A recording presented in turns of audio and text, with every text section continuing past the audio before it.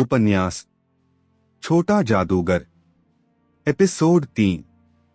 विशाल राष्ट्रपति भवन उसी के उत्तर दिशा में खूबसूरत ऑडिटोरियम में छोटे जादूगरों का भव्य स्वागत करने के लिए अनेक गणमान्य व्यक्ति उपस्थित थे। प्रधानमंत्री भी उपस्थित हुए।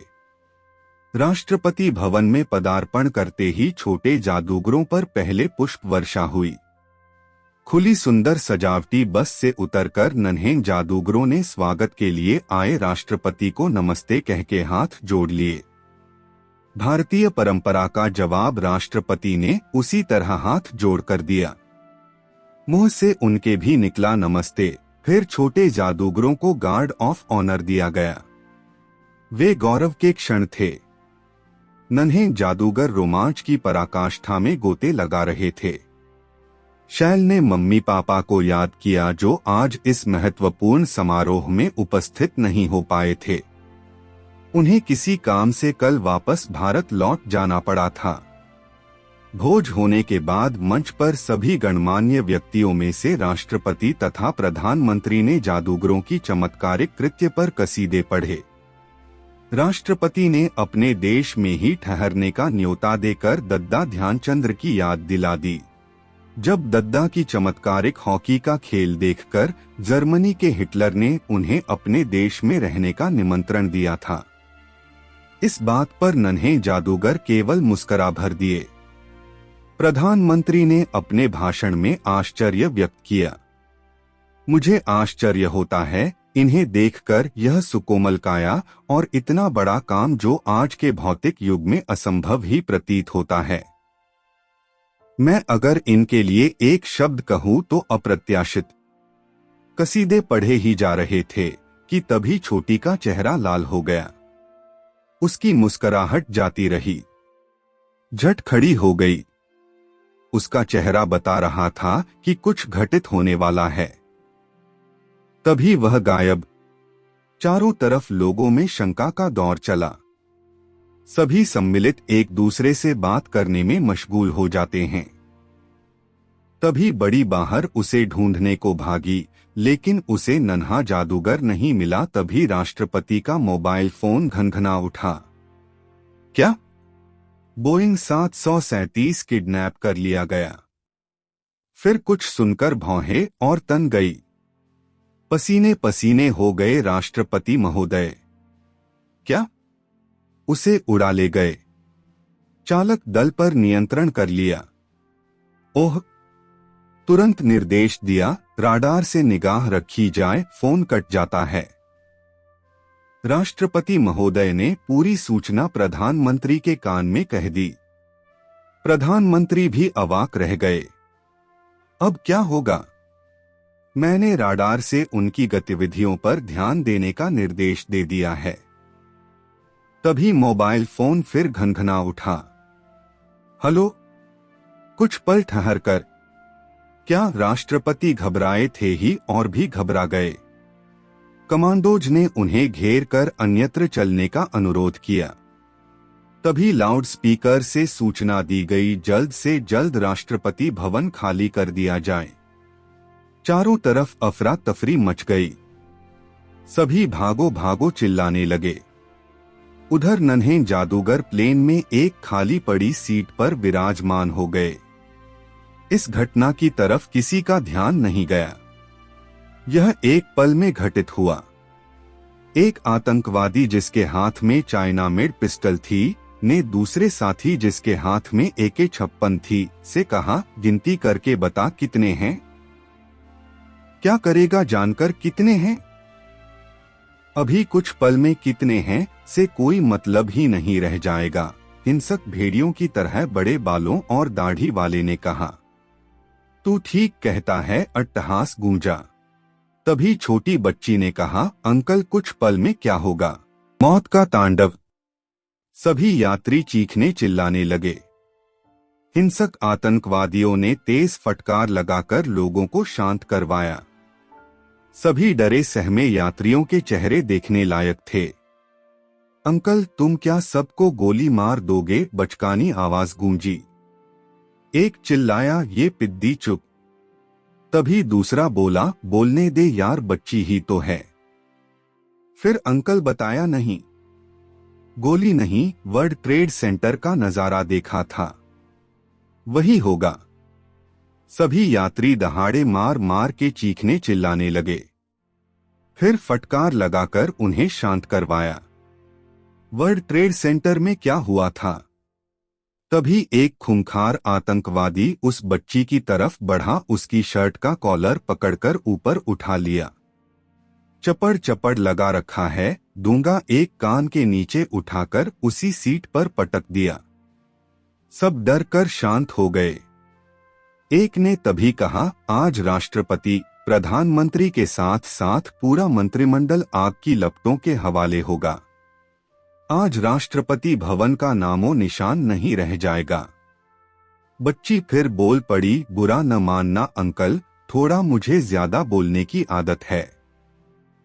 आप लोग रहते कहाँ हो? चीन के तो लगते नहीं, हम पाकिस्तानी हैं। पाकिस्तानी बच्ची बुदबुदाई, आपके तो देश का चीन से मित्रवत व्यवहार है, फिर ऐसा करने की नौबत कैसे आई? हमें भारत से कोई दोस्ती करे पसंद नहीं। इस समय चीन भारत में दोस्ताना ताल्लुकात रखते पर तुला हुआ है, उसी का बदला है। चीन आज जान जाएगा जो भारत का साथी, उसका नामो निशान नहीं बाकी। बच्ची मन ही मन बुदबुदाई, आतंकवादी किसी के नहीं होते, न उस देश के जिसमें रहते हैं, फलते फूलते हैं, ना ही समर्थन करने वाले के। अफगानिस्तान में तालिबानियों को ही लो, अमेरिका ने उन्हें सोवियत के लिए तैयार किया। हुआ क्या? वर्ल्ड ट्रेड सेंटर गया और फिर अफगानिस्तान तबाह हो गया। सोवियत रूस भी बट गया। किसी को क्या मिला? बस मानवता तबाह हुई। आज पाक भी तबाह है। कल आतंकवादी भारत में घुसकर तबाही करते थे, आज पाक में ही तबाही मचा रहे हैं। आज पाक परेशान, जनता तंग आ गई इन बंदूकों के साए में जीते जीते। कोई प्राणी सुरक्षित नहीं है। लो आज चीन पर भी आफत, लेकिन मैं ऐसा हरगिज नहीं होने दूंगी। तभी छोटी का चेहरा लाल हो गया। आंखें बड़ी बड़ी शून्य को निहारती हुई सी प्रतीत हुई। तभी अकस्मात सीट से उठ खड़ी हुई। पूरा हवाई जहाज वहीं का वहीं हवा में टंगा रह गया। इंजन ने जवाब दे दिया। हवाई जहाज में अफरा तफरी मच गई। हाई जैकर इधर से उधर भागने लगे। चालक दल हैरान परेशान। उन्हें आश्चर्य इस बात पर अधिक था कि इंजन फेल होने के बाद एरोप्लेन धरा पर क्यों नहीं गिरा। उन्हें राहत इसी बात की थी कि वे अभी जीवित हैं। वे इंजन स्टार्ट होने के लिए प्रयास करने लगे। एक हाईजैकर दौड़ता हुआ चालक दल से भिड़ गया। क्यों, कब सही होगा जहाज? कुछ समझ में नहीं आ रहा, खराबी कहीं नहीं दिखी। कुछ पल ठहरकर फिर बोला, आपको नहीं लगता अभी तक हम जीवित हैं? अब तक तो हम भगवान के यहाँ लाइन में खड़े होते। बकवास बंद कर और प्लेन स्टार्ट करने का प्रयास कर, नहीं तो मेरी योजना असफल हो जाएगी। कमाल है, इसकी समझ से सब बाहर है। तभी दूसरा हाईजैकर चालक दल के पास आकर चिल्लाया, ये क्या कर दिया चालक, तुझे गोली चाहिए क्या? सर मैं पूरा प्रयास कर रहा हूँ। प्रयास तो अब मैं करूंगा। उसने पिस्तौल उसके माथे पर लगा दी। वह सहम गया।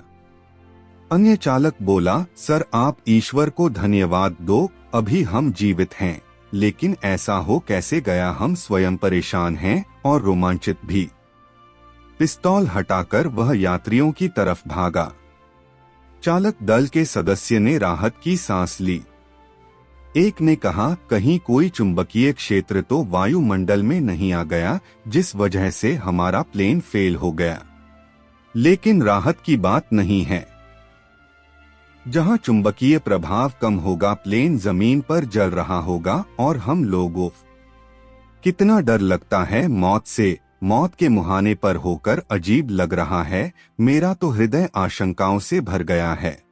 तभी नन्हा जादूगर सीट के पास से हटकर एक हाईजैकर के पास जाती है। ये इधर देख, तेरी मौत सामने खड़ी है। क्या बकती है पिद्दी लड़की, पिस्तौल तानकर उसने कहा। पूना गुस्से से दांत पीसते हुए बोला, इतनी छोटी और इतनी बड़ी बात कह दी। उसे उठाकर हाईजैकर ने दूर फेंका। एरोप्लेन की दीवार से बच्ची जा टकराई। यह क्या, उसे तनिक भी खरोंच तक नहीं आई। उठी और मुस्कुराती हुई उसकी तरफ बढ़ी। इस बार हाईजैकर को तीव्र गुस्सा आ गया। तुझे जीना नहीं है, इतना कहते ही गोली चला दी। गोली उसने हाथ से रोक ली। यह चमत्कार देख पूरा प्लेन हतप्रद।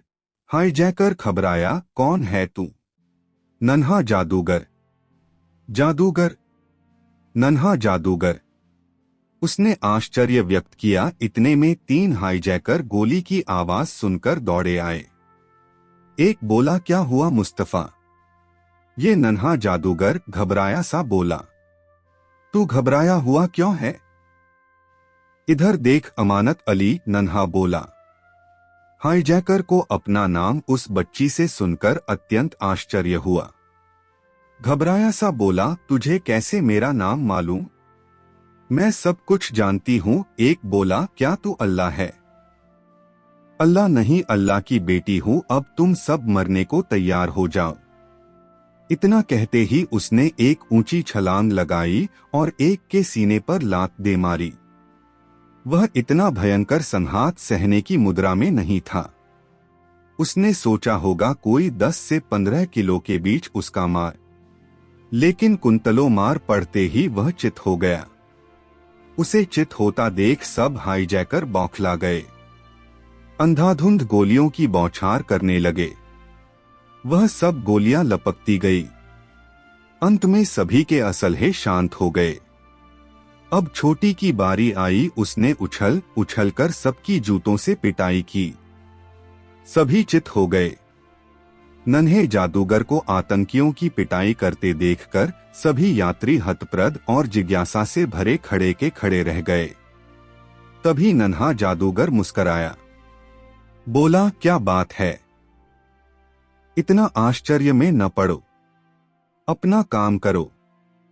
हाईजैकर की तरफ इशारा करके, यही तुम्हारे जान के दुश्मन थे न? इन्हें तुम्हारे हवाले करते हैं, जो चाहे इनका करो।